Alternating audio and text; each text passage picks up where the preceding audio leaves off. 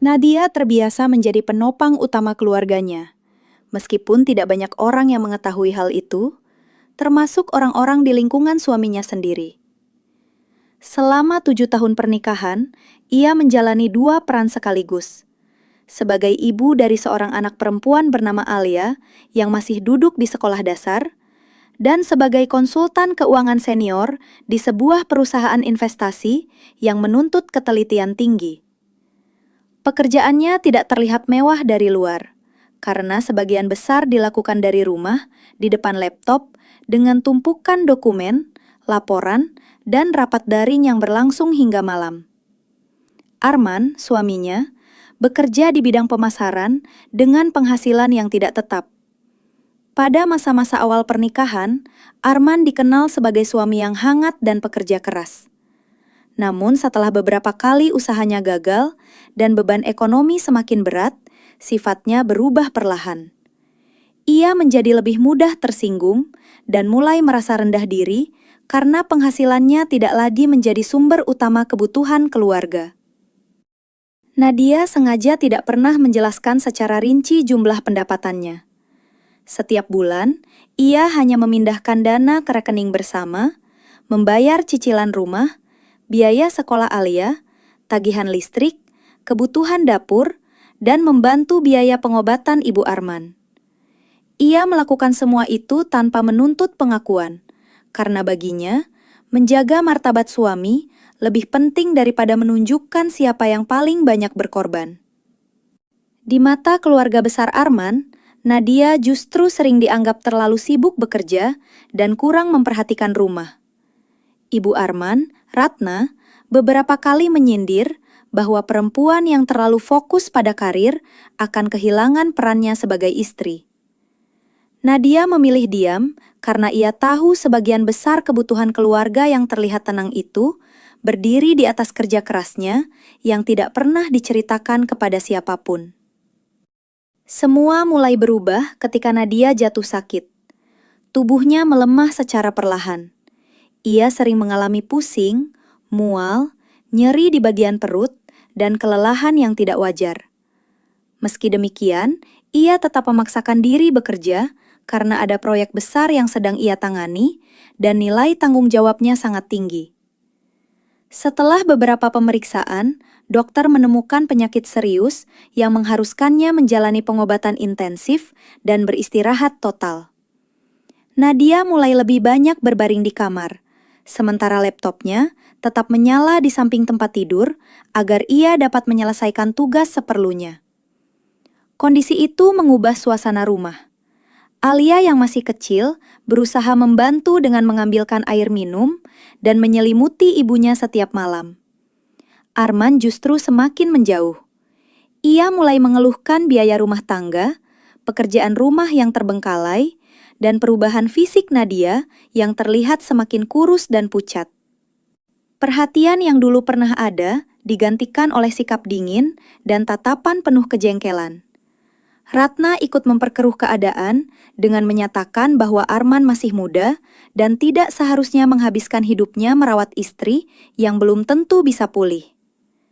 Nadia mendengar kalimat-kalimat itu dari balik pintu kamar ketika tubuhnya masih lemah setelah menjalani pemeriksaan. Ia tidak membalas, tidak menangis di depan siapapun, dan tetap berusaha tersenyum di hadapan Alia. Dalam keadaan fisik yang semakin menurun, Nadia mulai merasakan bahwa penyakit yang paling menyakitkan bukan hanya yang ada di tubuhnya, tetapi juga perlahan hilangnya tempat berlindung yang selama ini ia sebut sebagai keluarga. Hari-harinya kemudian berjalan dalam ritme yang sunyi dan melelahkan. Setiap pagi, ia bangun dengan tubuh yang terasa berat, menelan obat, membuka laptop, lalu memeriksa laporan yang masih harus ia selesaikan meskipun matanya sering berkunang-kunang. Ia tidak lagi sanggup berdiri lama di dapur, sehingga sebagian besar pekerjaan rumah dikerjakan seadanya atau dibantu oleh Alia yang masih terlalu kecil untuk memahami mengapa ibunya terus terbaring. Anak itu hanya tahu bahwa ibunya semakin kurus dan sering menahan sakit sambil tersenyum. Di tengah kondisi tersebut, Arman semakin jarang berada di rumah. Ia pulang larut, lebih sering menatap layar ponselnya, dan tidak lagi menyembunyikan kejengkelannya terhadap keadaan Nadia. Setiap tagihan yang datang dianggap sebagai bukti bahwa hidupnya sedang terhambat. Ratna datang hampir setiap minggu, dan bukannya membantu, ia justru terus menanamkan pikiran bahwa seorang laki-laki tidak seharusnya terikat pada istri yang sakit dan tidak lagi bisa menjalankan tugas rumah tangga seperti dulu. Nadia tetap diam. Ia masih mentransfer uang ke rekening bersama, masih membayar cicilan rumah, biaya sekolah Alia, dan kebutuhan harian. Meskipun jumlah yang ia kirim mulai berkurang karena sebagian penghasilannya dialihkan ke biaya pengobatan. Arman tidak pernah menanyakan dari mana uang itu berasal. Ia hanya menganggap semua itu sebagai sesuatu yang sewajarnya disediakan Nadia. Beberapa minggu kemudian, Arman pulang lebih awal dengan map coklat di tangannya. Di atas tempat tidur, ketika Nadia baru saja selesai minum obat dan tubuhnya gemetar karena efek pengobatan, Arman meletakkan berkas gugatan cerai yang telah disiapkan. Tidak ada kemarahan, tidak ada pertengkaran besar, hanya keputusan dingin yang disampaikan dengan wajah datar. Alasannya sederhana namun menghancurkan. Ia merasa hidupnya terlalu berat dan tidak sanggup terus mendampingi istri yang sakit tanpa kepastian kapan akan sembuh. Ratna mendukung penuh keputusan itu dan bahkan telah menyiapkan tempat tinggal sementara bagi Arman. Nadia menatap berkas tersebut dengan tangan bergetar. Bukan karena ia tidak memahami isi surat itu, tetapi karena ia sadar bahwa semua tahun pengorbanan, kerja keras, dan kesetiaan yang ia berikan ternyata tidak cukup untuk membuat suaminya bertahan di saat paling sulit. Dengan napas pendek dan tubuh yang masih lemah, Nadia menandatangani dokumen itu tanpa meminta penjelasan tambahan. Ia tidak ingin mempertahankan seseorang yang sudah menganggapnya sebagai beban. Setelah proses hukum berjalan, Arman meninggalkan rumah dengan keyakinan bahwa ia sedang membebaskan diri dari kehidupan yang suram. Nadia tetap tinggal bersama Alia, menjalani pengobatan, bekerja perlahan dari tempat tidur, dan mulai menata hidup dengan luka yang begitu dalam, sambil menerima kenyataan bahwa orang yang paling banyak ia lindungi justru menjadi orang pertama yang meninggalkannya saat ia paling membutuhkan dukungan. Minggu-minggu setelah perceraian, menjadi masa yang paling berat, sekaligus paling jujur dalam hidupnya. Tidak ada lagi suara langkah Arman di rumah. Tidak ada lagi ketegangan setiap kali Ratna datang membawa sindiran. Dan tidak ada lagi usaha Nadia untuk menjaga harga diri mantan suaminya di hadapan orang lain. Yang tersisa hanyalah rutinitas sederhana. Bangun pagi dengan tubuh yang masih lemah, menyiapkan sarapan sederhana untuk Alia, mengantar anak itu ke depan rumah, lalu kembali ke kamar untuk menyalakan laptop dan menahan rasa nyeri sambil menyelesaikan pekerjaan.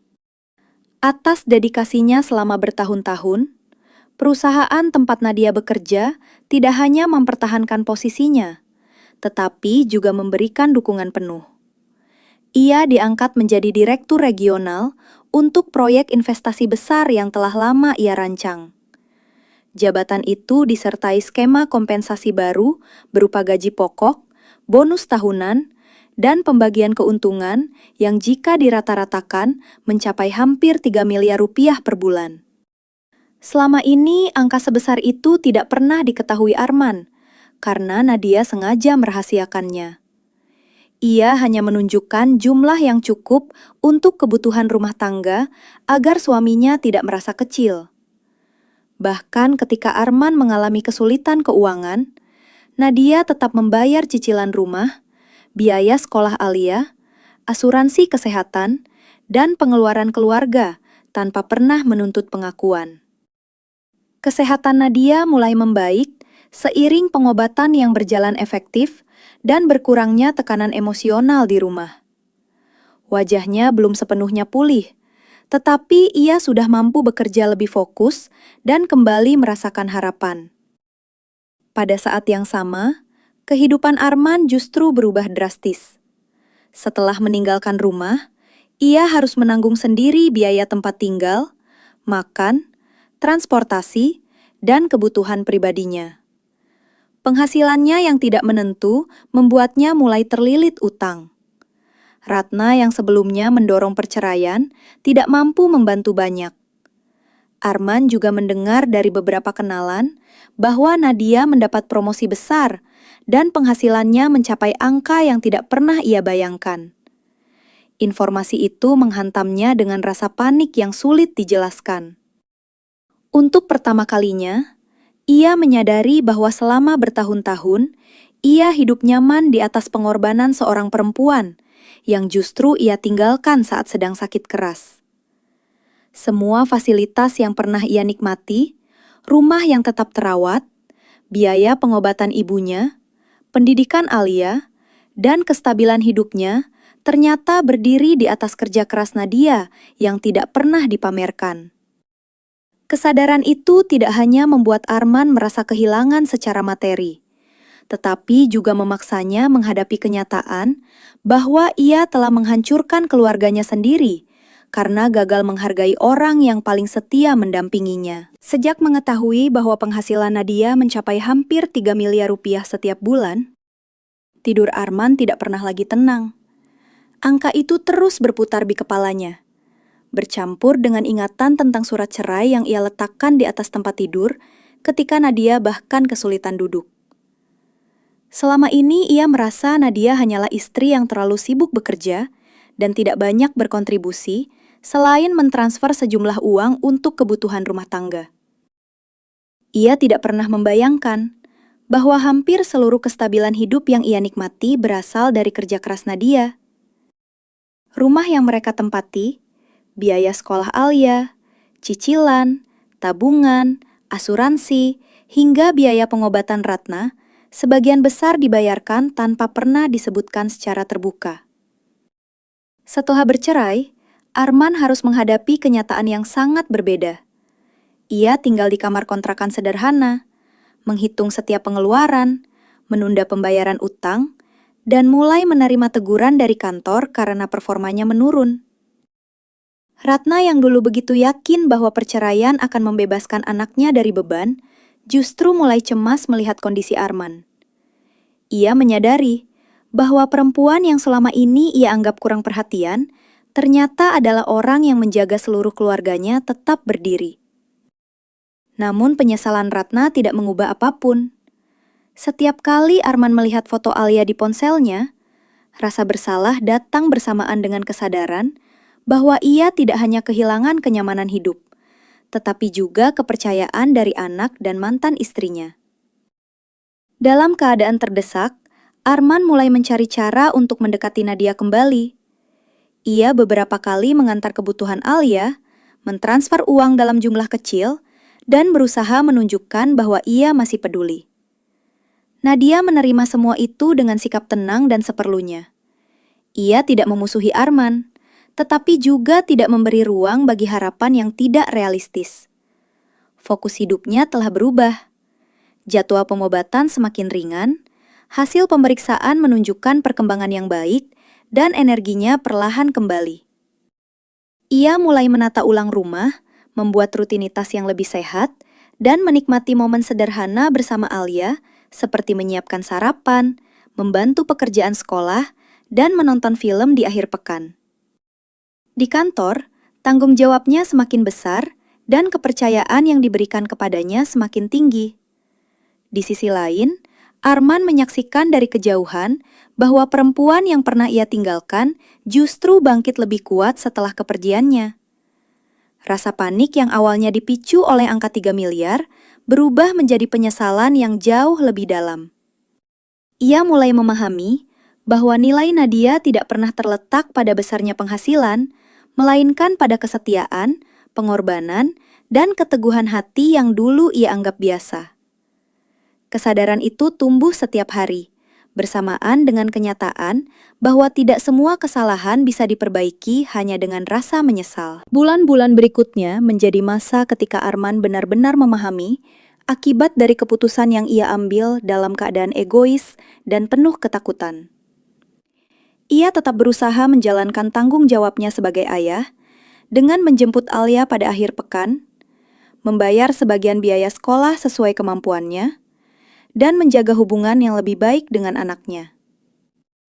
Namun setiap kali melihat Nadia membuka pintu, dalam keadaan jauh lebih sehat, wajahnya kembali segar, dan langkahnya lebih mantap, Arman merasakan campuran kagum, malu, dan kehilangan.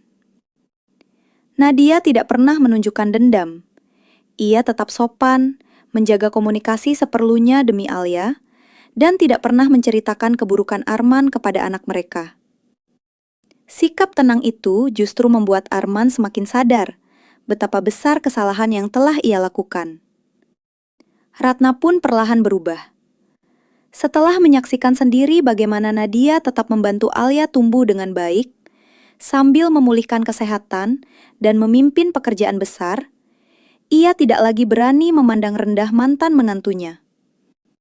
Ia menyadari bahwa selama ini ia terlalu cepat menilai seseorang hanya dari apa yang tampak di permukaan. Sementara itu, Nadia menggunakan penghasilannya untuk memastikan masa depan Alia aman. Ia melunasi sisa cicilan rumah, menambah tabungan pendidikan, dan mengatur jadwal kerja agar tetap memiliki waktu mendampingi anaknya. Penghasilan yang mencapai hampir 3 miliar rupiah per bulan memang memberikan kenyamanan. Tetapi bagi Nadia, yang paling berharga bukanlah uang itu. Yang paling penting adalah kenyataan bahwa ia mampu bertahan ketika orang yang paling ia percaya justru meninggalkannya di masa paling sulit. Yang paling penting adalah kenyataan bahwa ia mampu bertahan ketika orang yang paling ia percaya justru meninggalkannya di masa paling sulit. Pengalaman itu mengubah cara Nadia memandang kehidupan. Ia tidak lagi menilai kebahagiaan dari utuh atau tidaknya sebuah pernikahan, melainkan dari kemampuan untuk tetap berdiri ketika semua hal yang selama ini dianggap pasti tiba-tiba runtuh. Alia tumbuh dalam rumah yang lebih tenang, tanpa pertengkaran, tanpa sindiran, dan tanpa ketegangan yang dulu sering memenuhi hari-hari mereka. Arman tetap hadir sebagai ayah, tetapi ia kini memahami bahwa kesempatan kedua tidak selalu berarti kembali menjadi seperti dulu. Ada luka yang dapat dimaafkan, namun tidak bisa dihapus. Ada hubungan yang tetap dijaga demi anak, tetapi tidak lagi memiliki fondasi kepercayaan yang sama. Nadia menjalani hari-harinya dengan rasa syukur yang sederhana. Ia bekerja dengan dedikasi, menjaga kesehatan, dan menikmati waktu bersama Alia tanpa rasa takut akan ditinggalkan lagi. Sementara Arman harus hidup dengan pelajaran yang datang terlambat, bahwa kesetiaan seseorang baru benar-benar terlihat ketika keadaan memburuk. Dan meninggalkan pasangan pada saat paling rapuh adalah keputusan yang bisa menghilangkan hal paling berharga dalam hidup untuk selamanya. Di rumah yang dulu hampir menjadi saksi kehancurannya, Nadia akhirnya menemukan ketenangan yang tidak bergantung pada kehadiran siapapun, melainkan pada keyakinan bahwa dirinya tetap bernilai, bahkan ketika ditinggalkan oleh orang yang seharusnya bertahan.